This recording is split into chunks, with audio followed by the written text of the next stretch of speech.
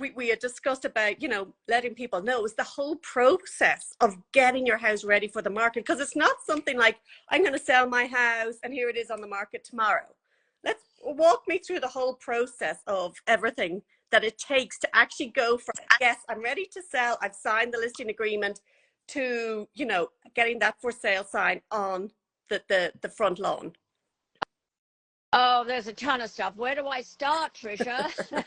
So obviously, first of all, the consultation with the client. And that consultation is super important, because what you want to do is build trust with the client, that they will trust you, that you know what you're doing, and whatever you're doing, it's to make their house look great and get the highest possible price for them in the market you're in. And so my clients were incredible. They said, go with it, Mary, whatever you want to do. Occasionally they would say, really, we need to replace the floor? And I said, that's my advice. Of course, whatever you decide to do, I'll support you. Not a problem. And they said, no, you're the expert. We're going to go with you. And that was my whole experience with this couple. They were just fantastic. And so we started by basically cleaning out the house. And that involved, well, it involved a couple of things. Getting a truck in here, we did about 5 or 6 loads of cleanup. And the client wanted to have a little garage sale. She is a master gardener. So the house was full of plants outside, you know, all of the yard was full of pots of plants, and it was hilarious. You couldn't walk through it. It was so many. So she wanted to have a little sale for her other master gardeners in the area. And so we had to wait for that to happen. I love that idea, though. That's great. I know. And we were trying to, with regards to furniture, after they realized that nobody wanted the furniture, except maybe the family. And a lot of times the family doesn't even want the furniture. But there were things like a piano. Nobody wanted it. So there's a program here in Palo Alto called the Ecumenical Hunger Project, and they're incredible. They will take just about everything and anything. And so we delivered some of the furniture to them, but it has to be in really, really good shape. I mean, the other option would be to send it to a concierge consignment program, but they will only take really, you know, really good furniture, and they're very, very picky, and you know, it takes months to sell. So they made a decision, you know, let's clear it out, let's give the rest to the Ecumenical Hunger Project, let's have our little garage sale. And basically after that happened, we had the house cleared out, the garage cleared out, because that was a mess. And then I brought in my people, my contractors, which I kind of oversaw, sorry.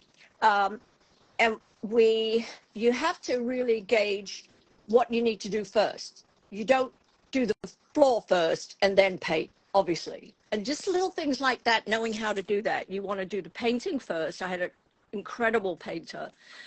We did the cupboards because we didn't want to spend more than about $55,000. So they repainted the cupboards. We put down the flooring. The garage is a separate unit. It's right over here. I don't know if you can see it. Probably not. Anyway, so it had a room over the top. So what we did was we cleared that out and we carpeted it. So we made it into a little home office. And, you know, and then you have to start the marketing, getting the photographs done, the videos. We had a drone shot. I mean, it was really looking great. So that's why we sold it in 5 days. Yeah, but all the work was done beforehand. So two months worth.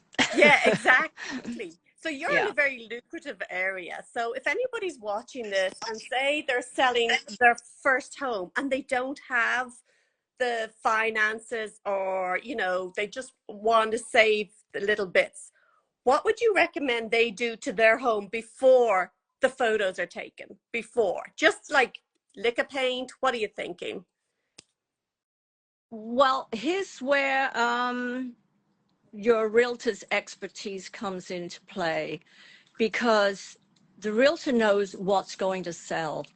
And you might decide to, I don't know, redo the bathroom.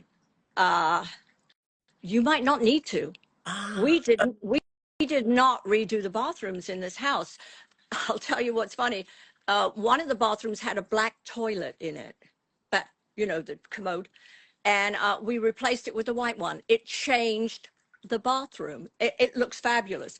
So instead of spending a ton of money remodeling that bathroom, we just swapped out the toilet for, I think the whole thing with the labor was about yeah, $450.